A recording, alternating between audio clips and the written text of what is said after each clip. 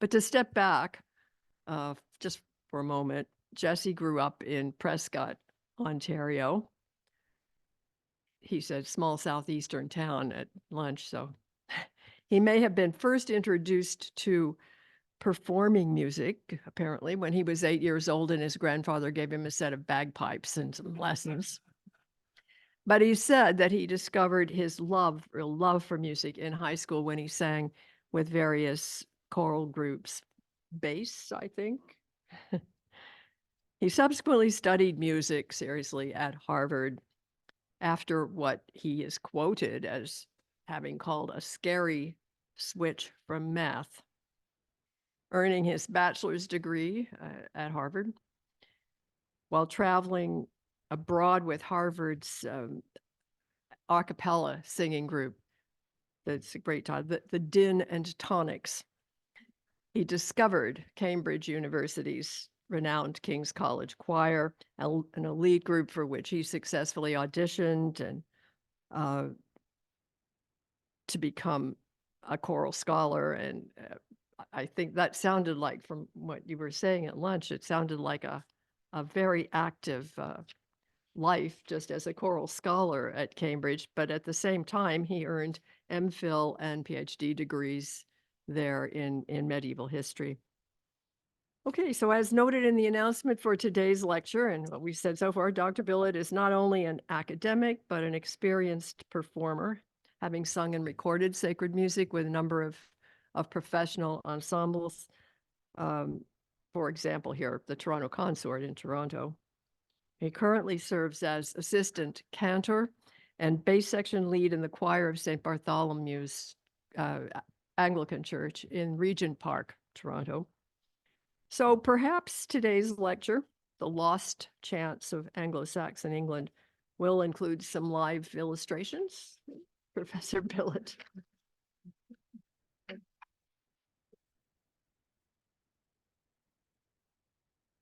Thank you very much, Linda, for that kind introduction. Lest anyone think I'm grander than I am, I ought to say that at St. Bartholomew's, I am the bass section lead, and I'm also the whole bass section. We're a scrappy little Anglo-Catholic choir. I love it there. I'm very grateful to have been invited by Senior College to address you today, and it's a pleasure to be with you. You've been promised that I will tell you something about the lost chants of Anglo-Saxon England, and I'd like to start with what I think is a gripping little story that I tell students is called the Glastonbury Plainsong Massacre. In the year 1083, the monks of Glastonbury, which was the wealthiest monastery in the whole of England, found themselves in conflict with their new abbot. He was a Norman named Thurston of Caen, and he'd been set over them by William the Conqueror, whose policy it was to put Norman churchmen into important ecclesiastical offices. The dispute was over church music, and I'm reading now from the Historia Ecclesiastica of Orderic Vitalis. When the tyrannical abbot tried to compel the monks of Glastonbury to abandon the chant that the English had received from the disciples of St. Gregory the Great and learn an alien and novel chant from Flemings and Normans, a most bitter struggle broke out, which soon led to horrible sacrilege. The monks refused to accept the new customs. Their master persisted in his obstinacy and called armed retainers to his aid. They silently surrounded the choir of monks and unexpectedly shot cruel arrows into their midst, so that some, as men tell, were mortally wounded. And the monks, the story goes on to tell us, armed themselves with stools and candlesticks, and at length they were able to drive the abbot's men out of the monastery. And when William the Conqueror got word of how his new abbot at Glastonbury was behaving, he sent him packing back to Normandy. I think this is a case, if you know anything about parish church politics, of the more things change, the more they stay the same. Rector versus wardens versus organist over church music selections. What was the chant that the Glastonbury monks believed they had received from the disciples of Pope Gregory the Great? And how did it differ from the alien and novel chant by Flemings and Normans that Thurston wanted to force them to sing? Well, that's not an easy question to answer, not least because not a single chant book of any date from Glastonbury Abbey has survived. There does remain, however, a disconnected trail of breadcrumbs. And in this lecture, I'd like for us all together to try to follow it. But I want to ask your patience for another moment while I tell you another little story that will not seem at first have any obvious connection to chant. In the year 1125, when he was revising his history of the deeds of the kings of England, William of Malmesbury added a summary of a Latin poem in honor of the successor of King Alfred the Great, King Athelstan, who reigned from 924 to 939.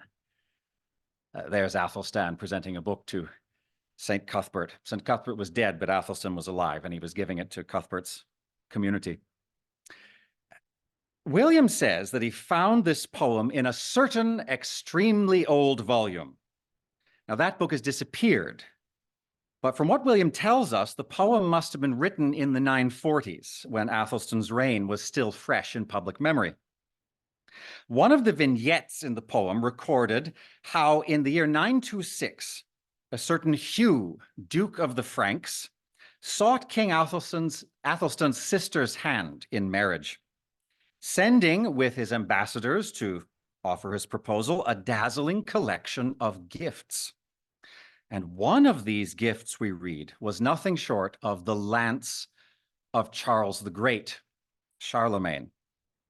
Whenever that unconquerable emperor, the poet said, was leading his army against the Saracens, he would hurl that lance against the enemy, and it would never let him depart the field without the victory.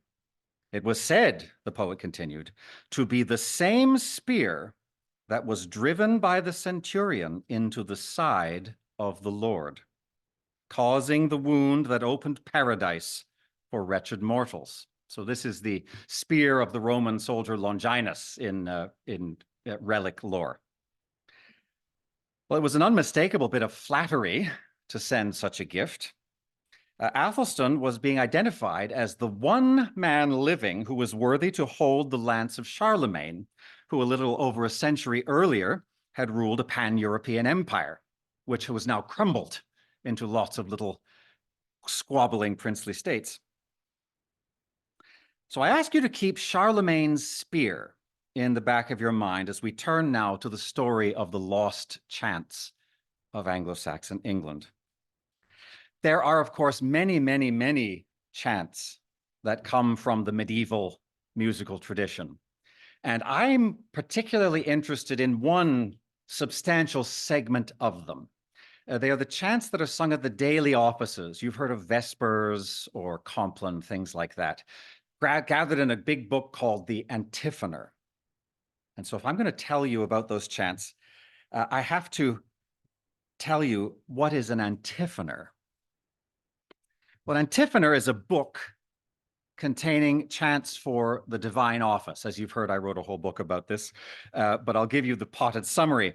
The divine office, that's the 8 hours of prayer observed throughout the day and also in the middle of the night in monasteries and cathedrals and collegiate churches.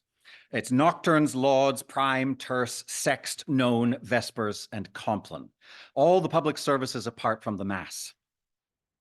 Now, a complete antiphonor will contain several thousand chants, mostly of two kinds.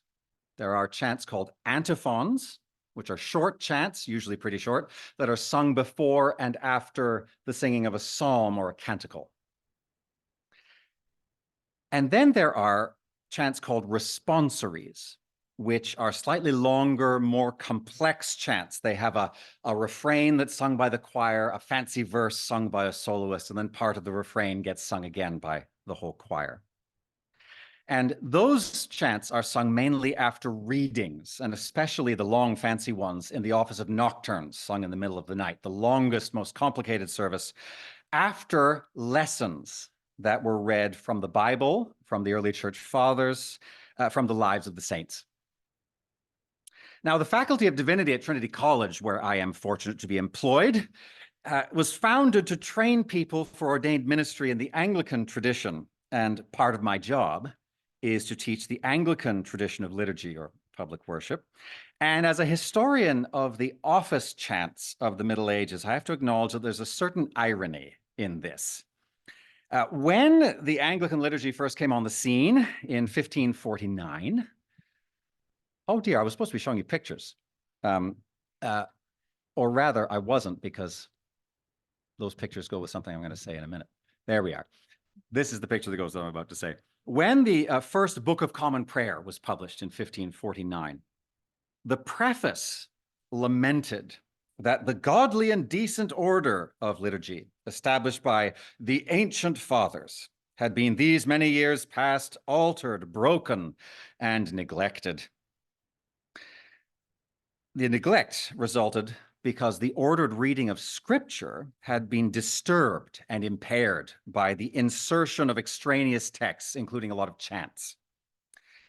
The preface went on to say that these deformities had all been remedied in the new orders for matins and evensong, which squashed together nocturnes, lauds, and prime, 3 of the hours, into one morning service, and vespers and compline and bits of several others into one evening service. The preface said this: "The reading of Holy Scripture is so set forth that all things shall be done in order, without breaking one piece thereof from another. For this cause be cut off anthems," which was the word for antiphons, "responds," that is responsories, invitatories, another kind of antiphon, and such like things as did break the continual course of the reading of Scripture. So at a stroke, the antiphonor, with its thousands of office chants, was made liturgically obsolete. And actually, since the Second Vatican Council, even most Roman Catholics are unlikely to have had an opportunity to encounter the medieval repertory of divine office chants. So it's not just an irony of an Anglican liturgy professor who's interested in stuff that was explicitly forbidden at the Reformation, but also anybody who is approaching this body of music has to do so with a certain sympathetic act of imaginative reconstruction. The first antiphonor, if you ever meet an antiphonor, the first kind you're likely to meet will be a gigantic music book that was made to be legible by a group of singers standing around it. Late medieval churches, as you can see in this image, the image on the right side, typically would have 2 of these books resting on lecterns, one for the north side of the choir, one for the south side of the choir. But in the early and central Middle Ages, the period I'm interested in, that was not the case. Even after the invention of musical notation, which took place, we think, sometime around the year 800, the chants of the office and also of the Mass were sung from memory. Antiphonors were more modestly proportioned books, and regardless of whether they contained musical notation or only the texts, their principal function was to be consulted outside the liturgical services. One of the uses of a book like this was simply to support the oral tradition of the texts and melodies of the office chants, which were handed down from teacher to student. Repeat after me. There's a well-known passage in a continuation of the history of the monastery of St. Gallen in modern Switzerland by Ekkehard IV, great name, Ekkehard, written in the 1030s. And it describes an antiphonor that was in the monastery that was believed to have been written during the era of Charlemagne. And the story goes that a Roman cantor, whose name was, of course, Romanus, had copied it from the authentic antiphonor of Gregory the Great in Rome, and had given it to the monks of St. Gallen and taught them to sing from it. There they are. That much is legend. But Ekkehard goes on to say, down to this day, if there is disagreement about something in a chant, every error of this kind is corrected by looking in this antiphonor as if in a mirror. You can see in this illustration that Gregory is dictating to a scribe. And the scribe is not writing down words, but rather little squiggles and dots that are the form of musical notation known at St. Gallen in the 9th and 10th and 11th centuries. There's a bird sitting on Gregory the Great's shoulder. That is, of course, the Holy Spirit in the form of a dove that is singing into his ear. He's dictating the melodies, and Gregory is singing the melodies to the scribe, who is then taking down the notation. I wish this were true. It's actually an adaptation of an earlier story about Gregory dictating a commentary on the book of Ezekiel. And the scribe wonders why he keeps pausing, and he pulls back a curtain and sees that Gregory is listening to the Holy Spirit tell him the words, tell him what Ezekiel means. Does anybody know what Ezekiel means? And then he's delivering the sentences as he receives them. But it's been turned into a story about music. That's from a book copied in the late 900s. Now, a cantor would also consult the antiphonor when planning an upcoming service.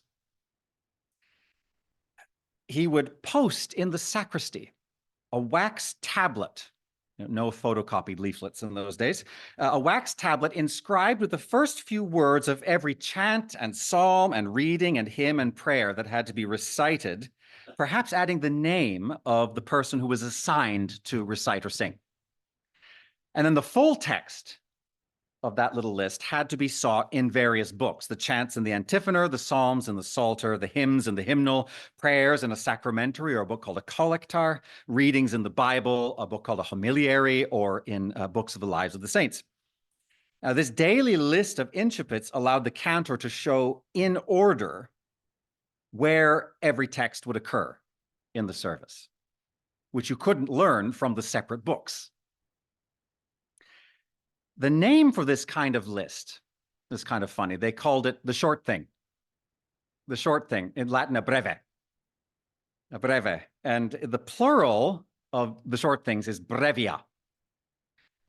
And that is the origin of the name of a book that contains all the texts you need to say the daily offices in the order in which they occur. The breviary, the breviarium, the collection of brevia. Here's an example for you. This is from a 12th century breviarium from the monastery of Monte Cassino, the original monastery of St. Benedict of Nursia. And the first breviaria, like this one, simply recorded on parchment in a permanent form the lists of incipits that the cantors had originally done on the wax tablets. Later on, those lists were expanded to give you the full text within that book. And that's where you get a full breviary, which until fairly recently would be carried around by Roman Catholic priests because they had to say all the texts, on the train or waiting for the bus or in the office or whatever throughout the day. But here's the thing.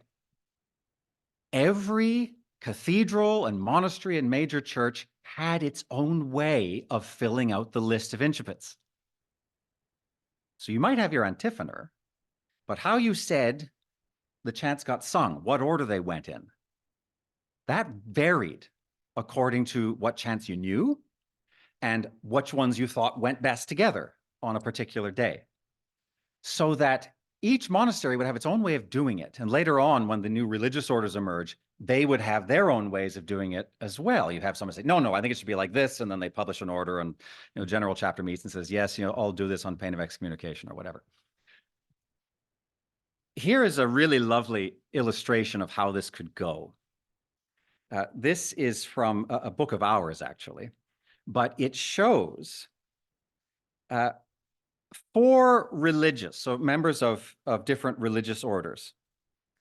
They're celebrating the office of the dead, which is a liturgy you pray for someone recently deceased, or also just generally for all the souls of the departed. But we see the dead guy right in front of them here on the ground, and you see his soul is rising up, and a demon with bat wings is trying to take him to hell, but an angel is poking the demon with a spear, thanks to the prayers of the monks and friars below, so that he can go to heaven.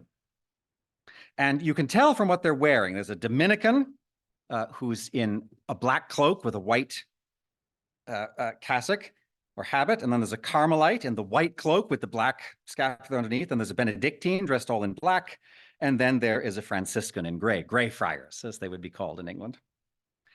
And the first 3 of them are looking at the Franciscan. Franciscans are troublemakers, right? And the Carmelite is raising his hand. Hold on, stop, stop, stop. Something went wrong. And the Franciscan, he's looking nervous, but he holds his book down and is pointing. Well, that's what it says here. And they're realizing that their forms of the office of the dead have the chants in different orders and with different selections, so that they're trying to pray it together, but they can't from the books that they're accustomed to using. That's a lovely, I don't know of any other illustration that shows quite so clearly what a problem this could be if you got people from different communities to try to sing together. All right, that's an antiphoner and a brief story of what goes on. Now, the story I want to tell of the lost chants of Anglo-Saxon England is one that has a very clear beginning, a very clear end, and the middle is a mystery. Usually the meat of a story is in the middle, right? But in this case, we look at, okay, this starts out, how does this end? I'll just skip the bit, right? And until the work of your learned lecturer today, it's been very hard to piece together that middle bit. So let me tell you the very well-known and beloved beginning bit. Many of you will know the Venerable Bede, historian. He wrote the Ecclesiastical History of the English Nation, which he finished in the year 731, a monk at the edge of the world in the far north of England. A great personality to get to know, if for nothing else than because in that wonderful little book 1066 and all that, you know, British History Condensed, he's called the Venomous Bede. You'll never forget him if you didn't know him before. So there's Bede as imagined in a manuscript illumination. Bede, as I say, lived on the edge of the world in the far north of England at the monastery of St. Paul in Jarrow, which we're told was a double monastery with the monks at Wearmouth, the monastery of St. Peter's in Wearmouth. You see on the right hand here, this is what survives of their monastery. It's now the chancel of St. Paul's Church in Jarrow, but it's been modernized by Victorian architects, you know, given neo-Gothic windows and stuff. But you see there an artist's reconstruction of what the monastery looked like in the time of Bede.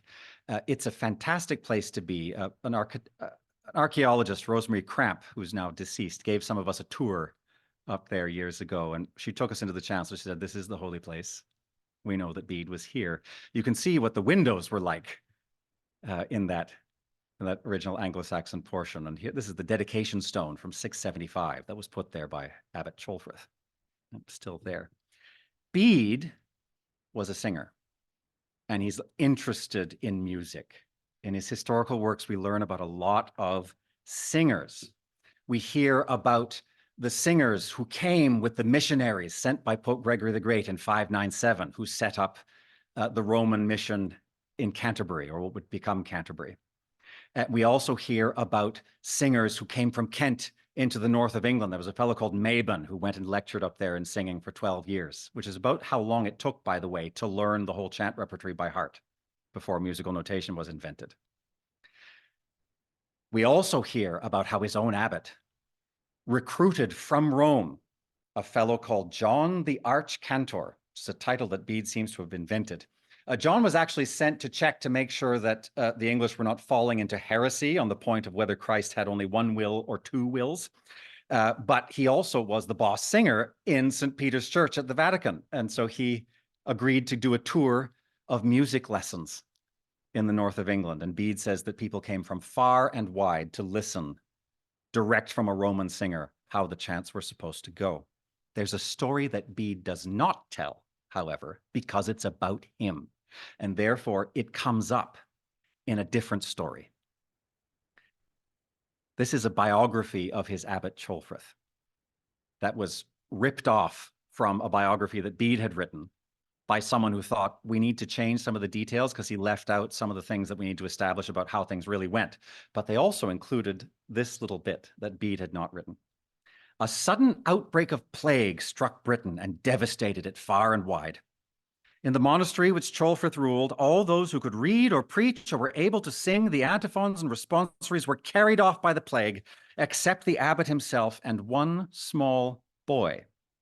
who has been brought up and taught by him, and who until the present day holds the rank of priest in the same monastery.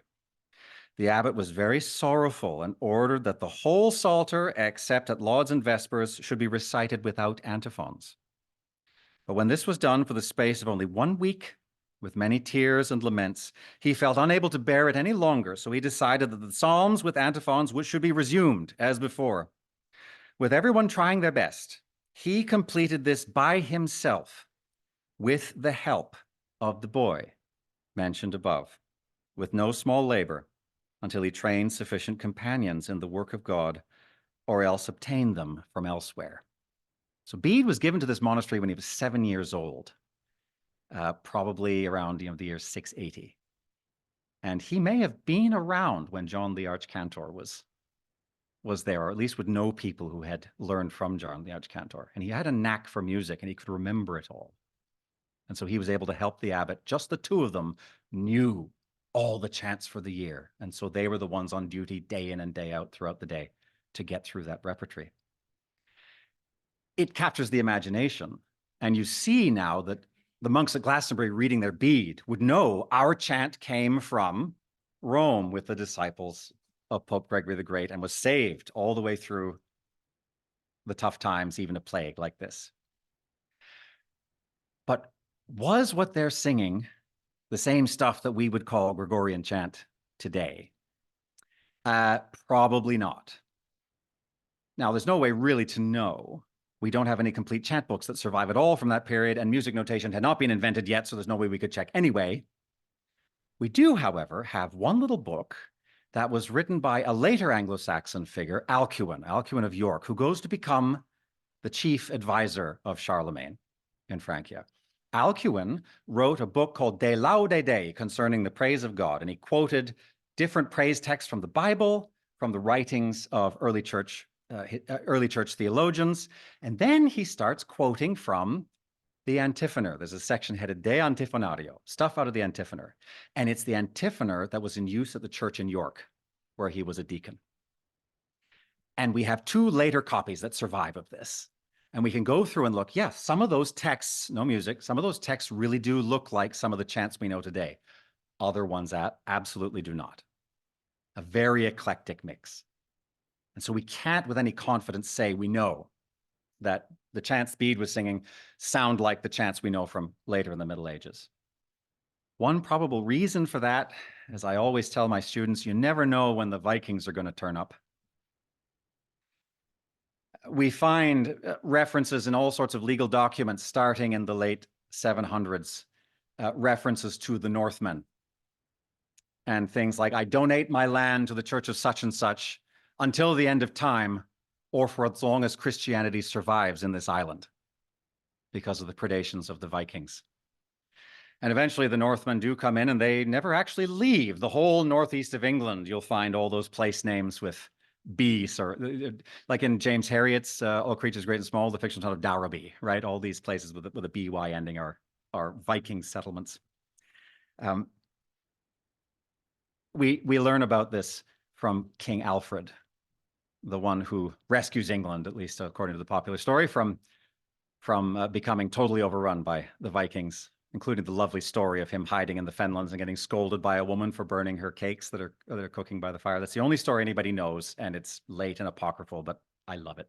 Anyway, Alfred says this when he comes to start translating what he regards as the essential works of Christian literature into Old English to make them accessible.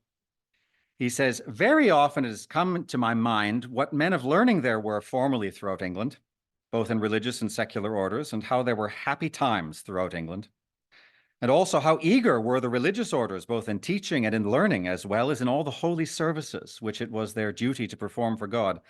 But learning had declined so thoroughly in England that there were very few men on this side of the Humber, different Humber from ours in Toronto, who could understand their divine services in English or even translate a single letter from Latin into English. And I suppose that there were not many beyond the Humber either. There were so few of them. When I reflected on all this, I recollected how before everything was ransacked and burned, the churches throughout England stood filled with treasures and books.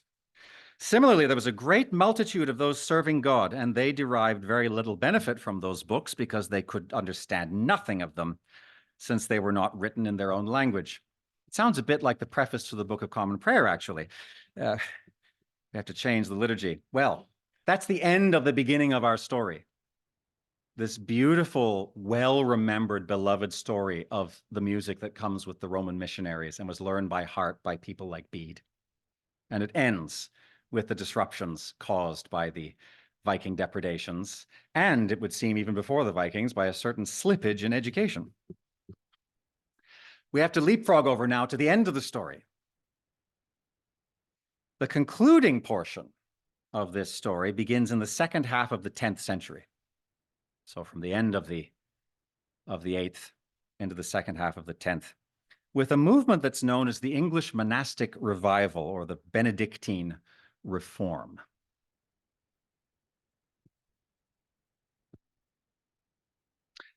Under the leadership of Saints Dunstan, Athelwold, and Oswald, and under the patronage of King Edgar.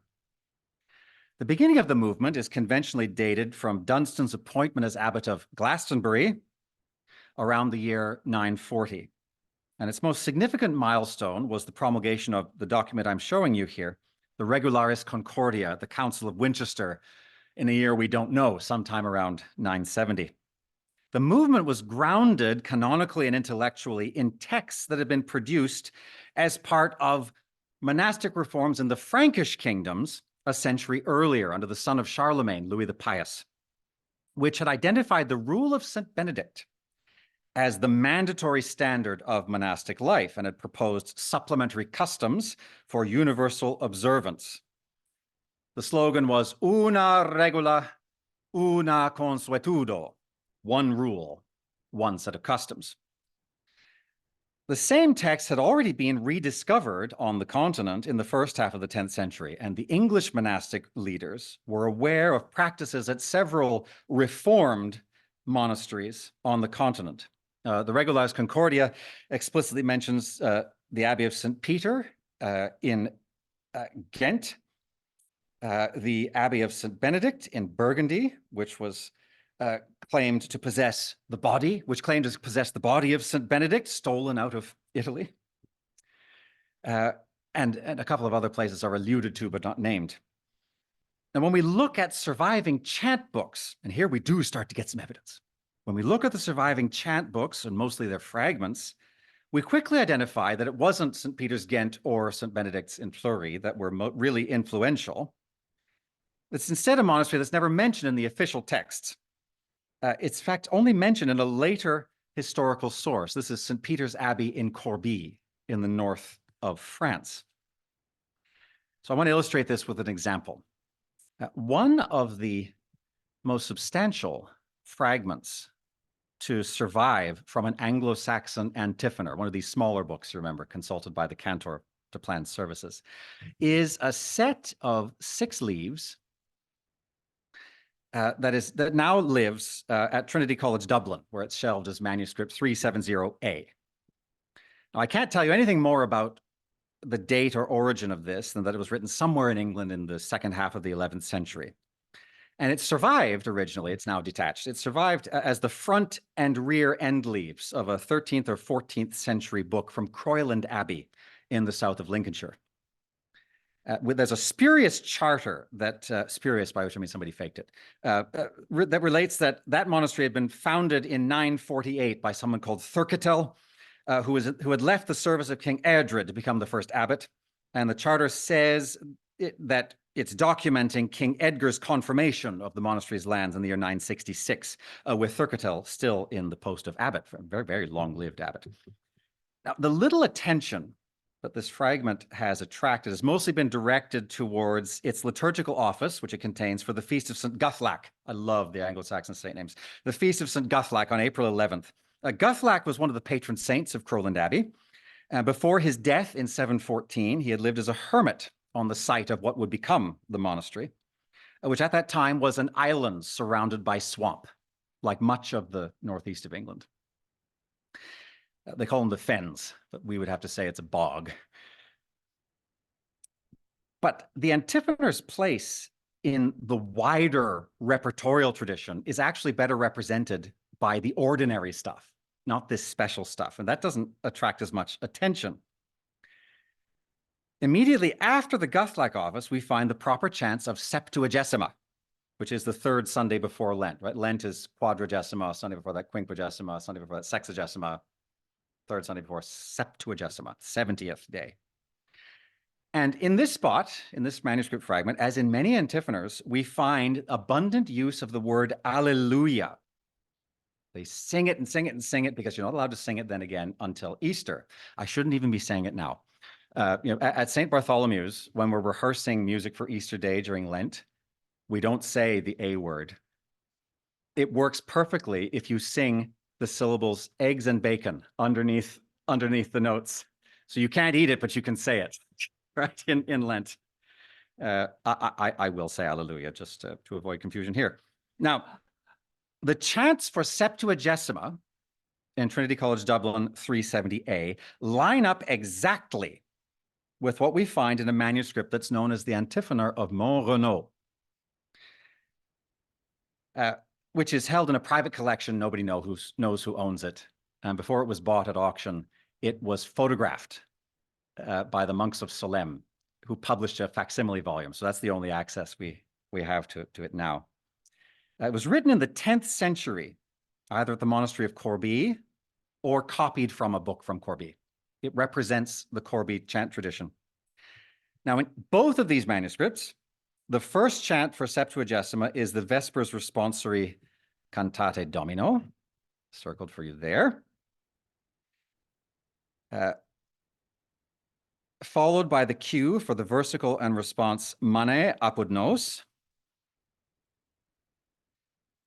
and then an antiphon that begins Domine Jesu Christe, followed by the word Alleluia, written out 11 times.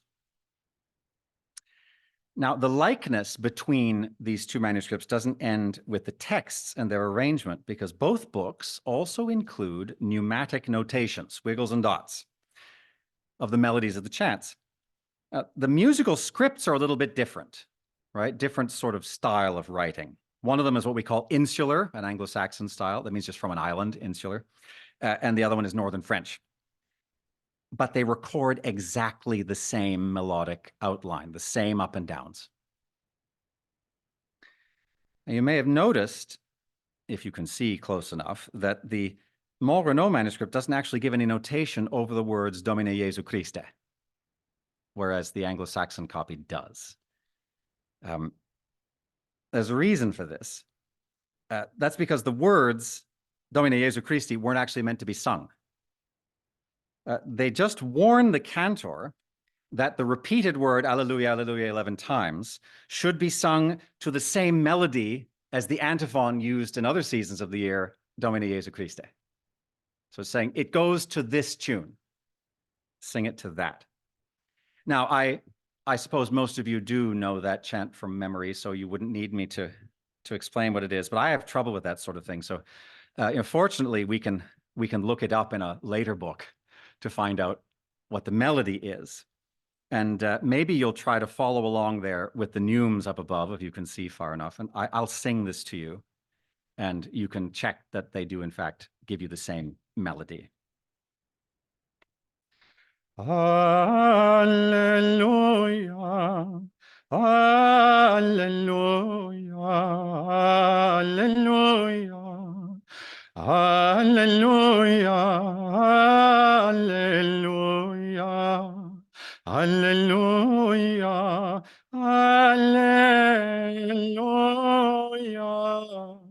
alleluia. Alleluia, alleluia, alleluia.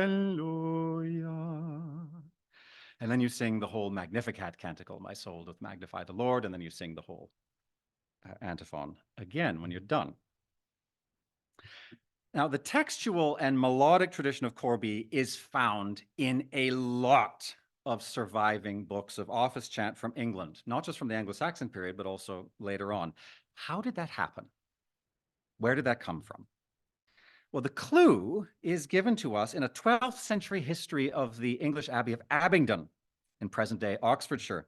One of the leading Benedictine reformers of the 10th century, St. Athelwold, had begun his monastic career as a disciple of St. Dunstan at Glastonbury, but he aspired to a stricter interpretation of the rule of St. Benedict. And rather than lose him to a monastery on the continent, which was what he was proposing to do, King Edred appointed Athelwold as abbot of the defunct monastery of Abingdon, perhaps in the year 954. And this is what the story tells us in the Historia Ecclesiae Abingdonensis, the history of the Church of Abingdon. Very many men of God from various parts of England who have been instructed in a different manner of reading and singing, and who desired to follow the path of a stricter life, had heard of Athelwold's sanctity. They came together to him and were received. Wishing them to praise God in the church with a harmonious voice, he sent for highly expert men from the monastery of Corbie, which is located in Francia, and which at that time was very highly esteemed for ecclesiastical discipline, whom his own monks might imitate in reading and psalmody. There's a similar problem to what I showed you in that picture of the different religious orders trying to say the office of the dead together. He had these people who came from different traditions. He needed one pattern to unify them. And so he got it from the best reputable source that he could find. The remarkable conformity of manuscripts like the Trinity College Dublin one with the surviving books from Corbie could only have been achieved if the highly expert men from Corbie who taught Athelwold's monks brought with them not just their memories, but also actual chant books. 10 years later, Athelwold was appointed Bishop of Winchester, and he took what was the still very unusual step of converting his cathedral church, the Old Minster, into a monastic priory. On the Saturday after Ash Wednesday in 964, Athelwold arrived with a detachment of his monks from Abingdon and ordered the resident cathedral canons either to adopt the monastic life, which for many of them would mean putting away not only their private property, but also their wives, or to leave the community. Most of the clerks left, and the chants of the divine office in the Old Minster were thereafter sung according to the Corbie tradition as it had been received at Abingdon. And over the next few years, Athelwold would reform several other houses in the image of Abingdon: the New Minster in Winchester, Peterborough Abbey, Ely Abbey, Thorney Abbey. In all these places, the office chant tradition of Abingdon was carefully followed, and therefore also of Corbie. The earliest witness to the transmission of the texts of the Corbie office chant tradition in England may be contemporary with its transmission beyond Abingdon and Winchester.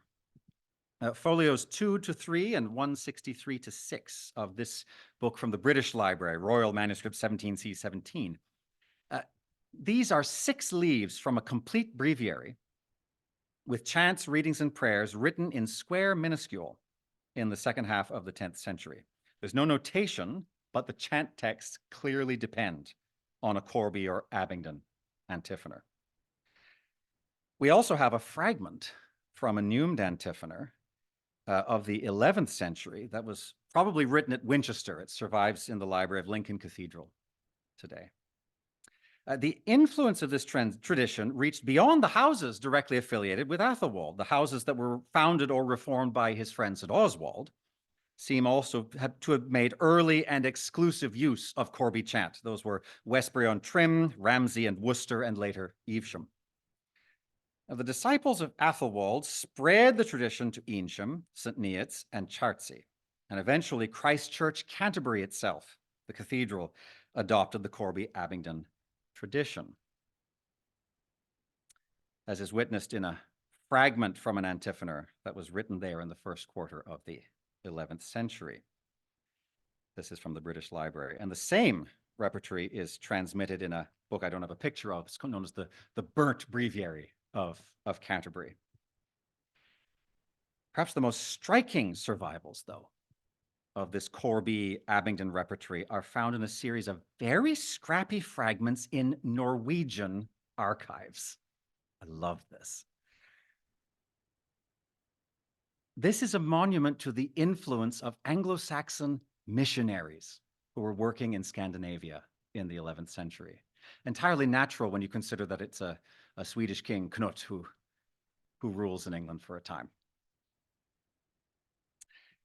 Finally, the Corby Abingdon antiphon was used in the compilation of the only Anglo-Saxon books for the divine office that survive in anything like a complete state, but which only unfortunately include parts of the repertory for the daytime. And these date from the 1160s. There's the so-called Portaforium of St. Wulfstan from Worcester Cathedral. And there's a unique compilation known as the Red Book of Darley, a really weird book from Diocese of Sherborne. And lastly, the so-called Leofric Collectar from the 11th century in Exeter. The book I just mentioned there, the Leofric Collectar, named after Bishop Leofric of Exeter, it's the only manuscript I've mentioned so far that was for the use in a secular church, not for monks. In this case, it's Exeter Cathedral. But its chants, too, are drawn from the Corby Abingdon tradition, just slightly rearranged to make them work for the slightly different pattern that was used in non-monastic churches. In his 2009 book, The Liturgy in Medieval England, A History, the late Richard Pfaff wrote as follows: "It remains striking that no shred of evidence seems to exist for the office at this period, for the cathedral establishments at London, Hereford, Wells, Dorchester, Ramsbury, Selsey, Rochester, Elmham, Lichfield, York, or Durham, which moved from Chesterley Street in 995. This dry listing of all the cathedrals staffed by secular clergy in, say, the year 1000 brings home what may otherwise not appear obvious, that a burden of proof lies with the assumption that the office was regularly performed in such communities. We've got no evidence for what they were doing. Were they doing anything at all?"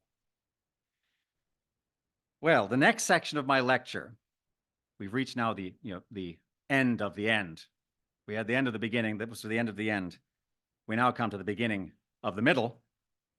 Churchill didn't quite say that. This is not the end or the beginning of the end, but the end of the beginning. Well, we've now reached the end of the end. We return to the beginning of the middle. This is my response to Professor Pfaff's challenge. What were they doing there? And it takes me back to the very first Anglo-Saxon office manuscript that I ever looked at. It was in the summer of 2002, before I started my MPhil in medieval history at Cambridge, and my future doctoral supervisor, Susan Rankin, a musicologist, said to me, "Why don't you take the summer and just get familiar with some chant manuscript? Take Dick Pfaff's book, The Liturgical Books of Anglo-Saxon England, and just pick something that's in there and go take a look at it. See what you can find out." So that was how I came to look at the end leaves of a 13th century cartulary, a book of some spurious, some genuine land transaction documents for Mucholney Abbey in Somerset. 20 years on, I am still working on this fragment. It was part of a notated breviary copied in the first half of the 11th century.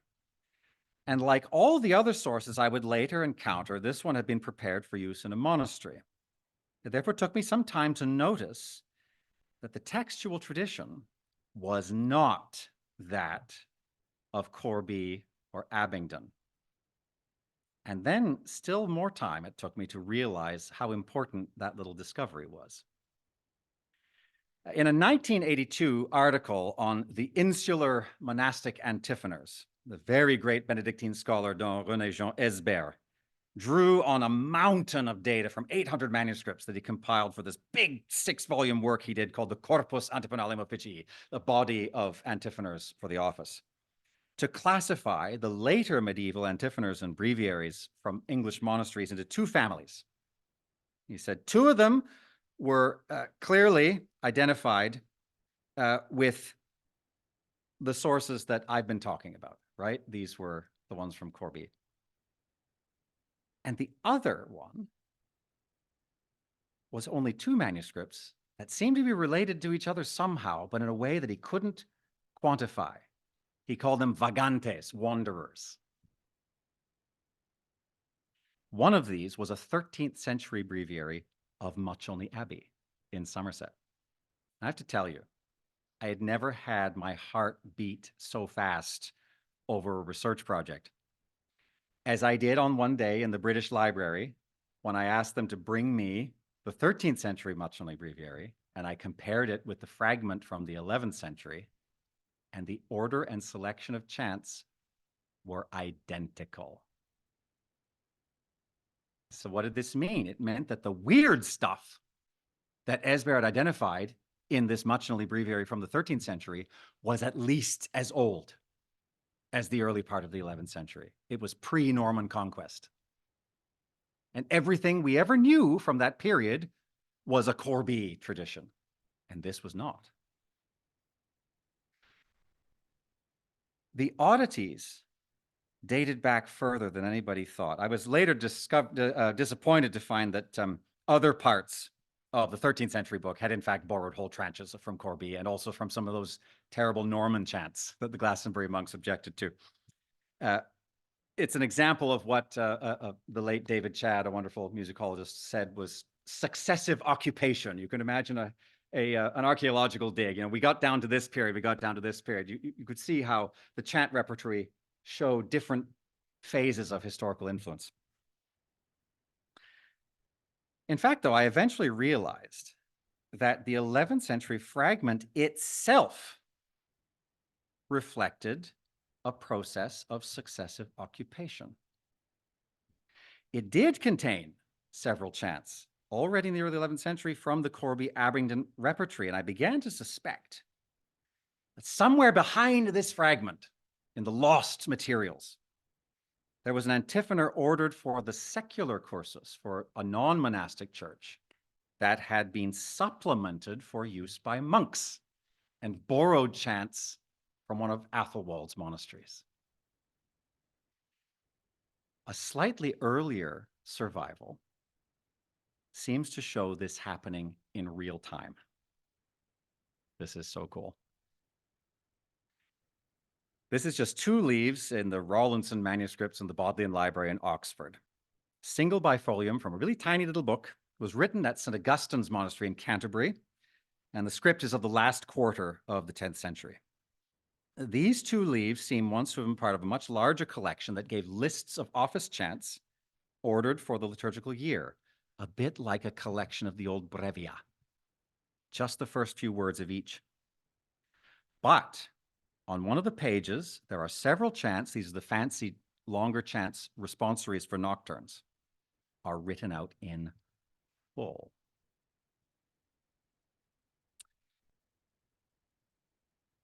These complete texts are taken from the Corby-Abingdon tradition, and the chants are not just in, whereas the chants that are only given out with the first few words, as in incipit, as we say, are not. So it seems to me that this was a cantor actively repurposing a secular office chant repertory for use in a Reformed Benedictine monastery. Could I find any independent evidence of this secular office chant repertory? I see you all, you're on the edges of your seats. I know it's this, the tension, you could cut it with a knife. I found what I was looking for in 2 manuscripts that they weren't actually chant books, but they had received curious sets of additions, including lists of office chants that were arranged not for monks, but for secular clergy. The older one is a book known as the Durham Collectar. It's a collection of prayers and other liturgical texts, mainly for use by whoever's officiating at the divine office. It was written in southern England in the early 10th century, but by the 970s at the latest, it was owned by the cathedral community of St. Cuthbert at Chesterley Street, which was their interim way station before they became Durham Cathedral. And there it received a jumble of additions by 6 different scribes, including, and this is the thing it's best known for, a total Old English gloss on all the Latin words by the Protestant community, a man named Aldred, whom you may have encountered, at least on souvenir gift cards and things, as the glossator of the Lindisfarne Gospels. He's the one who adds all the Old English words over the Latin words. Now, these additions include lists of office chant incipits written by 2 different scribes. They're known as scribes E and F. Scribe E wrote a list of responsories for the 4 Sundays of Advent, and he ran out of room before he could complete the 4th Sunday. And Scribe F wrote out responsories for the responsories and antiphons for the season of late summer and autumn, when the readings at nocturnes are taken from the biblical books of the Kings and Wisdom and Job and Tobit and Judith the Maccabees, the minor prophets. Now, the presence of the responsories for Advent allowed me to compare that list with the 800 manuscripts that Don Esbert had catalogued. And the comparison revealed that the repertory was very closely linked to sources surviving from a particular geographical corridor. We follow the river Moselle to where it empties into the Rhine and then follow the flow of the Rhine northward. We find the same family of chant repertory at Trier, the great imperial city. And there's a little river called Pruma that takes us to the Carolingian monastery of Prüm, which has a 9th century manuscript with a very similar list. Further up, we go to Cologne. But what I found most exciting was to go to the southern end of the corridor to Metz. Metz was the most prestigious ecclesiastical center of the Carolingian kings. And we know that Roman chant singers were imported there. And Charlemagne sent out instructions to see that his laws were being followed, and his representatives were told to ask the clergy, have you secured singers from Metz so you can sing chant in the Roman way? We have a letter from Leidrad, Bishop of Lyon, to Charlemagne saying, I got that cantor from Metz, and now I've got the choir singing properly in the cathedral here. Okay. This path, this little river trip you can take, has something to do with what we're finding in England. The second source where I found some chant was even stranger. This is a copy of the Old English version of Bede's Ecclesiastical History of the English Nation. So the Latin has been turned into Old English, which, as you know, looks like a blend of Dutch and German, as if spoken by a drunken Welshman. The main text was written in some unknown Southern English scriptorium in the early 11th century, but very soon afterwards, maybe before they were even done, a single scribe began adding an eclectic set of additions to the margins. Sometimes the scribe wrote with very great care, although never very elegantly or accurately, but there are several campaigns that give the impression of a mad dash to get as much written as possible before whatever book he was copying from got taken away. And these marginalia include extensive lists, hundreds of office chant incipits, and there are even a few examples of musical notation. This is not the insular pneumatic notation that I've shown you already. This is what's known as Breton notation from the west of France that was used in England, mostly around Canterbury, but also attested in the southwest. Goes right out of style by the end of the 10th century. This is early to mid 11th century. It's being used as a very old-fashioned scribe.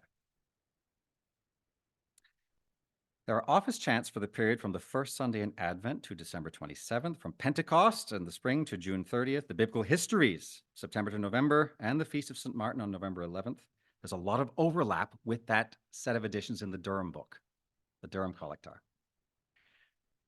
And when you look at them side by side, they're virtually identical in both books. There's one fascinating difference. In the Bede, you remember I told you that a responsory has two elements, a refrain and a verse. Well, the verse sung by the soloists, there's a tradition. There are refrains, and you find this verse in this group, a Western group, and this refrain, same refrain, but with this verse in an Eastern group. That's been mapped all over the place. Very interesting. But later on, 11th century, some chant experts start saying, we need to fix the group that we've received, make it work grammatically, make it a bit less repetitive. One of my colleagues, a Cambridge contemporary named Henry Parkes, has pointed us to a treatise by a monk from Reichenau in modern-day Switzerland. He died in 1048. His name was Bern or Berno. And he explained, look, we need to fix this verse, we need to fix that verse. Proposals for fixing the repertory. Anytime you find a verse for a responsory in this manuscript written out in full, it's one of the ones that Bern has suggested. So this scribe is, he is distinctly unaccomplished at calligraphy, but he must be an expert on liturgical music. You would have to be to work out what on earth he was even writing down, because he doesn't even bother telling you what things are. He just writes down the first few words. So I've spent years picking out all the things that are there. Now, I cannot right now offer any kind of persuasive argument about why we find these chants in these two books. What on earth were they for? I have no idea, really. Some people have said it's a first draft for a new liturgical book. They're clearly not. Right? You could never make a good draft from this rough draft, I assure you. But my working hypothesis for the moment is that they could just be souvenirs. You have someone who's a good singer, encounters a book with some chant that he's never seen before, and wants to copy it down, finds it interesting. And the way the texts are laid out is really old-fashioned. They look like the manuscripts from the 9th century, early 10th century that survived from the continent. And there's one tiny thing that makes me think that the guy writing in the Old English Bede had something really old in front of him. Near the end of the list of the chants for Advent, there's this weird list. It has no title, no rubrics. It's just versicles and responsories. Priest says this, people respond that. No explanation of what it is. There is only one other book I've ever found that has a list like that, and it happens to be the oldest complete chant book in existence. It's this one, the so-called Antiphonor of Charles the Bald, named for the grandson of Charlemagne, who was the king of the Western Franks. It was copied in the 870s. Really deluxe. It's got gold lettering, purple ink, really special. And so I wonder, did the guy who added all these chants in the margins of his Bede encounter a similarly old and prestigious book? Something that had to do with the reign of Charlemagne, something that had to do with cantors from Metz, maybe, somewhere on the Moselle and the Rhine, at any rate. Now, that's not to say it's merely a curiosity that he was collecting. We've already seen that something similar lay behind the chants that were used at Much on the Abbey and at St. Augustine's Canterbury. And in fact, it turns out to have been very, very widely used because once again, we find it in Norway. Oh, by the way, here are the versi declinatorii from the Compiègne Antiphonor, the Antiphonor of Charles the Bald. They get a title in this one. They don't in the, nothing gets a title really in the Bede. Here's a fragment now from Scandinavia. This is in the Archiv Knud Rugnestad in Oslo. And it's from a breviary that was written in the second half of the 11th century, either by an English scribe working in Scandinavia or by a Scandinavian scribe who was trying to write like an Englishman. And here we meet a secular repertory of that Moselle Rhine type. And in this case, this is so fun, a series of 15 responses. I always say it to my students. I think they never believe me, but I just find this so fun. That these things survive and you can compare them with something, right? It's just it's so lucky. All right, we get a series of 15 responsories for the weeks leading up to the Feast of the Ascension that has an exact match in a tonary, which is a kind of music textbook that is from St. Martin's Abbey in Trier, right on the river, that now lives in Leipzig. And more remarkable still, in my view, exactly the same list. There's just one place where texts have been reversed. Survives in a 15th century breviary for the use of the Cathedral of York in the north of England, York Minster. Well, it's time for me to wrap this up. When did this middle story take place? When did this repertory from the Rhine-Moselle region, vaguely somehow connected with Charlemagne, perhaps transmitted through a really beautiful, old, prestigious book? When did that come to England? Well, the terminus antequem, the latest possible date, is the writing out of the material in the Durham Collectar, added at Chesterley Street in the 970s. Most of students of the manuscript who have looked at those scribal hands have judged that they were direct contemporaries of the scribes who added other texts to the manuscript, who were working around the year 970. But paleographers have not noticed that the chants added by Scribe F are out of order. He started on a blank page at folio 76 verso, but he ran out of room, and he continued in some blank space at the end of the last quire of just about any date of the original collectar. Scribe E's editions could have been made after all the others have been completed, So to add one of his texts, he actually had to erase a whole page. And there are 3 extra choirs that got stuck in there that weren't bound with the book immediately after they received the editions. So the work of scribes E and F makes the most sense, I think, if we see them writing the book after those extra choirs have been bound in. But they're the only scribes in the book who used Caroline minuscule, the fancy writing that was introduced by the monastic reformers. So, I think our terminus antiquam has to be sort of last quarter of the 10th century, right? So 975 to 1000, we don't know, sometime in there. But already by then, it seems to me that the repertory had spread a lot because it pops up in all these other places. And already in the last quarter of the 10th century, we find the monks at St. Augustine's Canterbury adapting it to be used in a monastic liturgy. So I think, and this is a hunch, I'm launching this out here. I think the most tempting period we can point to for when these chants arrived in England was during the reign of Athelstan, about the time that he received the spear of Charlemagne. So there's Athelstan again. Let me tell you why I think this might be the case. One of the most eminent authorities on Athelstan, Michael Wood, began a seminal 1983 paper with the following sentence: "No other Anglo-Saxon reign poses so acutely as Athelstan's the early English historian's familiar problem of the discrepancy between what he knows and what he is tempted, if not entitled, to guess." This is an exercise in that. When it comes to a possible background for the establishment of an East Frankish repertory of office chant in England, I think the reign of Athelstan, 924 to 939, offers many isolated points of light in which an observer is tempted to discern a connected constellation.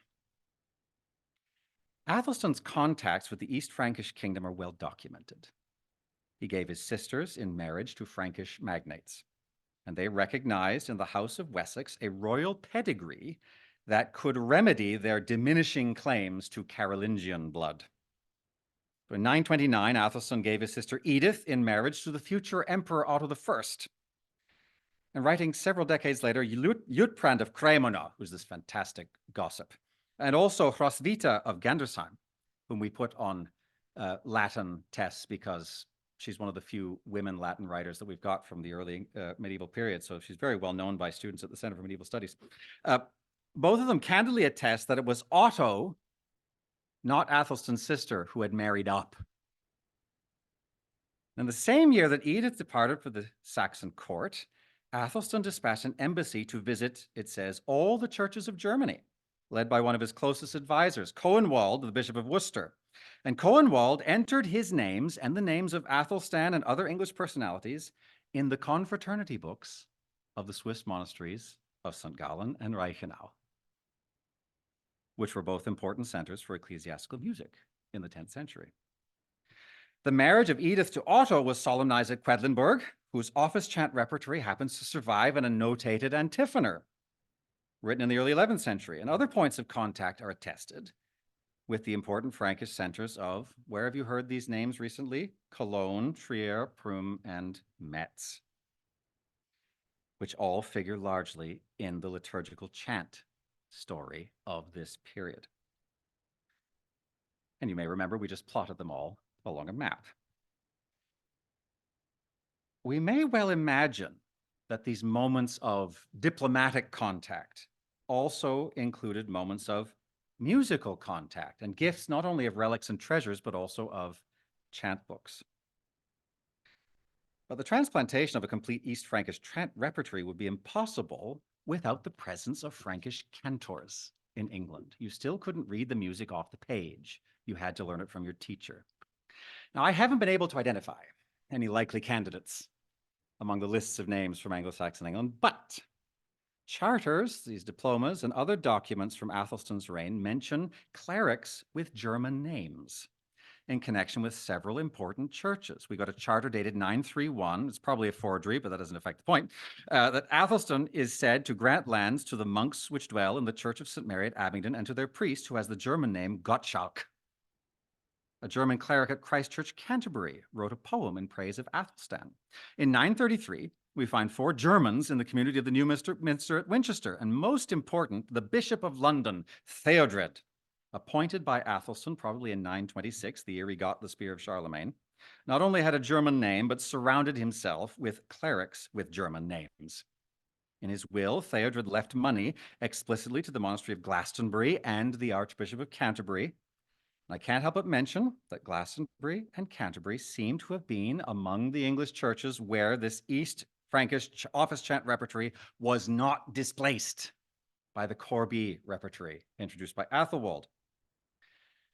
In other words, these were centers affiliated not with Athelwold or Oswald, but with Dunstan, who was the only one who had had a proper education, and who was also the only one who was reported to have been a good singer and didn't need anybody to teach him how the chants should go. There's one other bit of the story that I want to end with. When Athelstan took the throne in 924, not everybody was thrilled. He had a half-brother with a strong claim who was supported by the old established interests in the seat of his family's royal power in Wessex, around Winchester. That's where the old minster was, where Athelwold had to kick out the clerks with their wives. We have a liturgical book that survives from there, written in the 920s. It's known as the Junius Psalter. It's got some really weird stuff in it, including a way of dividing up when you sing the Psalms on different days of the week that follows what I've argued is a secular pattern, not a monastic one, but also a really outdated one, possibly introduced with the missionaries from Gregory in the 590s. They hung on doing that until the 920s. These were the people that did not want Athelstan on the throne. His power base was in Mercia. I think of the Monty Python sketch, a coconut in Mercia. That's where we are. Athelstan has his own psalter. And I wonder, was one way of saying, I don't need you fuddy-duddies in Winchester to support me, to have in his royal chapel a form of chanting and singing that looked not back to King Alfred, not back to the early days of the English church, but rather to the time of Charlemagne, for the one who was beginning to think of himself as a second Charlemagne, and who had in fact received the spear of Charlemagne. That's the end of the middle. Thank you very much for your attention today.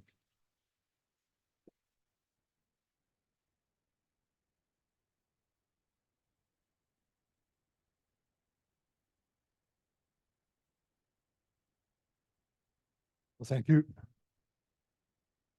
Thanks very much, Jesse, for fascinating story and for your enthusiasm. Let's take a 10-minute break for coffee and we'll come back for questions. Very good. Thank you.